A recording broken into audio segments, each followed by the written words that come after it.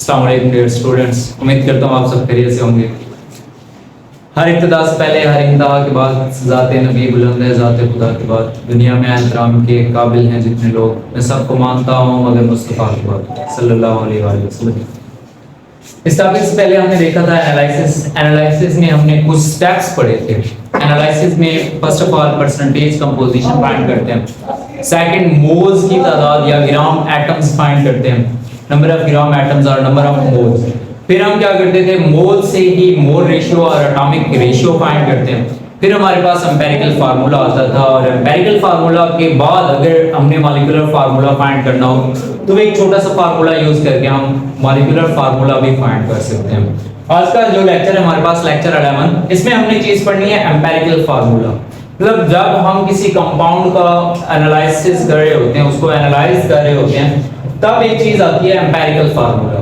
तो ये चीज होती क्या है, तो इस तरह समझ लें कि अगर आपके पास एक कंपाउंड है, उसमें जितने भी एलिमेंट्स हैं अगर उनको आप सादा तरीन अद्दी निस्बत में ज़ाहिर कर दें तो ये जो चीज़ हमें यूज़ हुई है या हमने जो फार्मूला यूज़ किया है, तरीकाकार यूज़ किया है, ये हमारे पास एम्पिरिकल फार्मूला कहलाता है।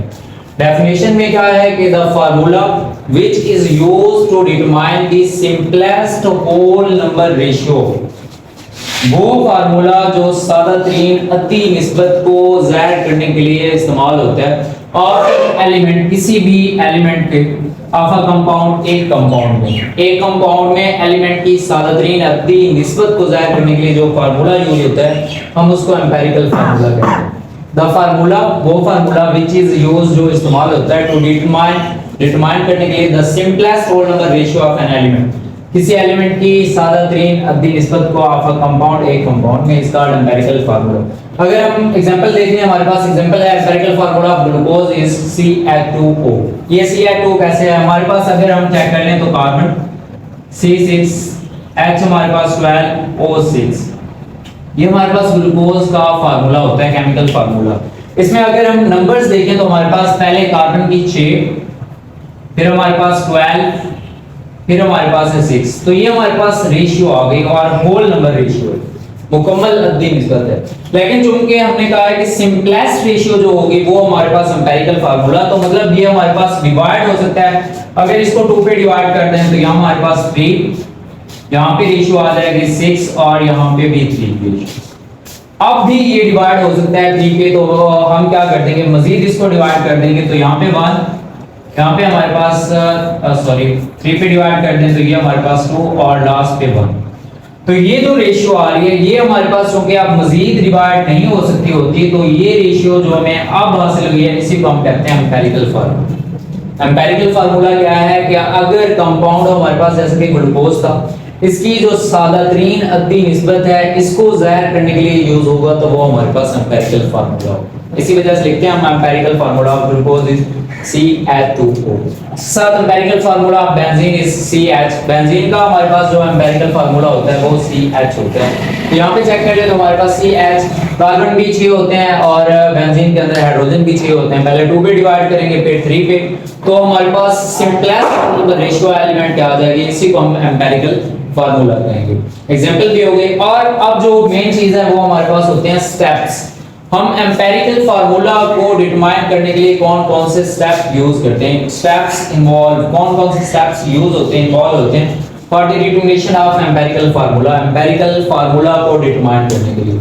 अगर हम एग्जामिनेशन पॉइंट ऑफ व्यू से देखें तो ये इंपॉर्टेंट लॉन्ग क्वेश्चन है। मैथ स्पेक्ट्रोमेट्री वो भी लॉन्ग क्वेश्चन है, लेकिन चूंकि वो ज्यादा लेंथी हो जाता है तो उसकी निस्बत एम्पिरिकल फार्मूला इसके ज्यादा चांसेस होते हैं। ये काफी ज्यादा इंपॉर्टेंट है और काफी मर्तबा पेपर में आ भी चुका है। वहां पे होता है define empirical formula and write down the steps involved for the determination of empirical formula. Empirical formula को डिफाइन कीजिए और इसके स्टेप्स कौन कौन से हैं जो यहाँ पे इस्तेमाल होते हैं डिटरमाइन करने के लिए।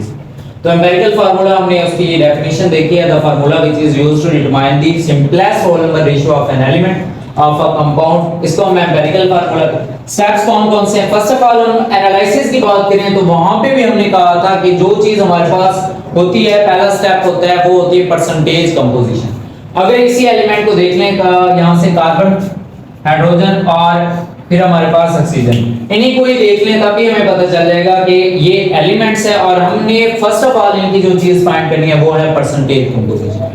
परसेंटेज का मतलब 100 में अगर 100% है तो उसमें ये कंपाउंड कितनी मिकदार में पाए जाते हैं, कितनी कंपोजिशन में पाए जाते हैं। जैसा कि मैं फर्ज कर लेता हूं कि कार्बन की मिकदार हमारे पास 50% है। इसी तरह हाइड्रोजन को चेक कर लें तो ये हमारे पास 25% है।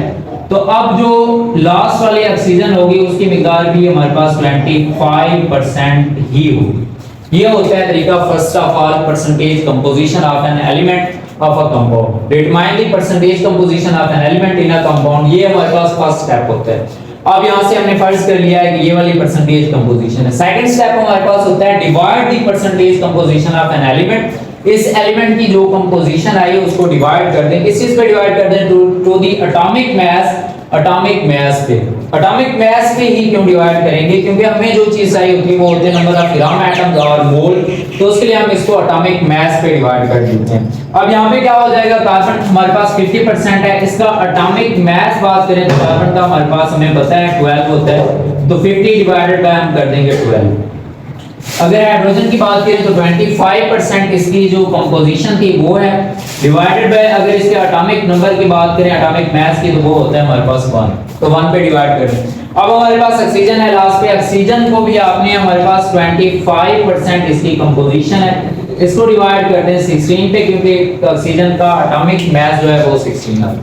तो पहला स्टेप है डिटरमाइन द परसेंटेज कंपोजिशन, वो हमने परसेंटेज कंपोजिशन देखी। सेकंड स्टेप है divide the percentage composition bye atomic mass. Atomic mass पे डिवाइड कर दिया। क्यों डिवाइड कर दिया? ताकि हमें नंबर ऑफ ग्राम एटम्स और मोल फाइंड हो सके। नंबर ऑफ ग्राम एटम्स और मोल ये आपने पहले भी फार्मूला पढ़ा होता है, percentage composition of element divided by atomic mass of element. अगर एटॉमिक मास ऑफ एलिमेंट पे परसेंटेज कंपोजिशन को डिवाइड कर दें तब हमारे पास नंबर ऑफ ग्राम एटम्स या मोल हासिल हो जाते हैं। अब ये स्टेप हो गया। थर्ड स्टेप होता है हमारे पास डिटरमाइन द एटॉमिक रेशियो और mole ratio of element by dividing the number of gram atom by the smallest value. अब आपने इनको डिवाइड कर देना है और इनमें से जो स्मॉलेस्ट वैल्यू है उसी पे आपने फिर डिवाइड कर देना है एटॉमिक मास को, जो यहां से फाइंड किया है मोल रेशियो को या नंबर ऑफ मोल्स को, ताकि हमें हमारे पास मोल रेशियो या एटॉमिक रेशियो ऑफ एलिमेंट की फाइंड हो सके। अब अगर इसको 50 को 12 पे डिवाइड करा दें तो हमारे पास यहां पे आंसर आ जाते हैं, डिवाइड कर दें तो 12 यहां से आ जाता है 4 पॉइंट समथिंग, बड़ा हम 4 कंसीडर कर देते हैं। ये हमारे पास नंबर ऑफ मोल। अब 25 को डिवाइड कर दें 1 पे तो ये हमारे पास 25 ही आ जाएगा। अब मजीद इसको डिवाइड कर दें 25 डिवाइडेड बाय 16 कर दें तो यहां से हमारे पास आ जाता है 1.6 और 1.5 आ रही है 1.6। हमारे पास ये जो चीज आ रही है ये हमारे पास है नंबर ऑफ मोल्स और हम इनको नाम देते हैं number of gram atoms, number of moles और नंबर ऑफ ग्राम एटम। अब थर्ड स्टेप पे क्या कह रहा है? इनमें से जो स्मॉलेस्ट वैल्यू 1.6 जो है इन पे आपने क्या कर देना है? डिवाइड कर देना है। किस चीज को? Atomic ratio. Determine the atomic ratio. Atomic ratio आपने फाइंड कर दिया by dividing the number of gram atoms. Number of gram atoms को डिवाइड कर देना है बाय द स्मॉलेस्ट वैल्यू। जो सबसे छोटी वैल्यू है हमारे पास 1.6 सबसे छोटी वैल्यू है, तो हमने इस पे डिवाइड कर देना है। 4 डिवाइडेड बाय 1.6 हो जाएगा। फिर रेशियो आ जाएगी हमारे पास 25 डिवाइडेड बाय 1.6 हो जाएगा और लास्ट पे हमारे पास 1.6 है डिवाइडेड बाय 1.6 हो जाएगा। अब अगर हम इनको डिवाइड कर दें ये हमारे पास तीसरा स्टेप होगा और ये जो चीज जब हम इनको डिवाइड कर लेंगे तब हमारे पास एटॉमिक रेशियो और मोल रेशियो आ जाएगी। अगर 4 को डिवाइड कर दें 1.6 पे तो यहाँ से हमारे पास 2.5 आ जाएगा। इसको डिवाइड कर लें 25 डिवाइडेड बाय तो ये हमारे पास 16 और अगर इसको डिवाइड कर लें तो 1 आ जाता है। इनको डिवाइड कर लें हमारे पास 2.4 को डिवाइड करें 1.6 से 2.5, अगर 25 को 1.6 पे तो 16, 1.6 डिवाइडेड बाय 1.6 तो 1 आंसर आ जाता है। तो ये हमने तीसरा स्टेप भी देख लिया। चौथा स्टेप होता है if atomic ratio is in fraction. जैसे कि यहाँ पे आ रही है 2.5, ये फ्रैक्शन में आ रही है तो हमने क्या करना है? इसको कन्वर्ट करना है होल नंबर में। तो then convert it into whole number. आपने होल नंबर में कन्वर्ट करना है by multiplying it with a suitable digit. Suitable digit के साथ आपने इसको मल्टीप्लाई करा देना है। हम क्या कर लेते हैं? इसको 2 से मल्टीप्लाई करा देंगे तो यहां से 2 मल्टीप्लाइड बाय 2.5 ये हमारे पास आ जाएगा 5। अगर इसको डिवाइड कर दें तो ये 32 हमारे पास 1 मल्टीप्लाइड बाय 2 करा दें तो ये हमारे पास 2 होगी। 2.5 मल्टीप्लाइड बाय 2 कराया तो 5 आ गया, 16 मल्टीप्लाइड बाय 2 कराया तो 32 आ गया, और लास्ट पे 1 है तो 1 मल्टीप्लाइड बाय 2 आ गया। अब ये जो चीज हमें हासिल हो रही है ये हमारे पास सिंपलेस्ट होल रेशियो है, और सिंपलेस्ट होल रेशियो को ही हमने नाम दिया था एटॉमिक फार्मूला, एम्पिरिकल फार्मूला का।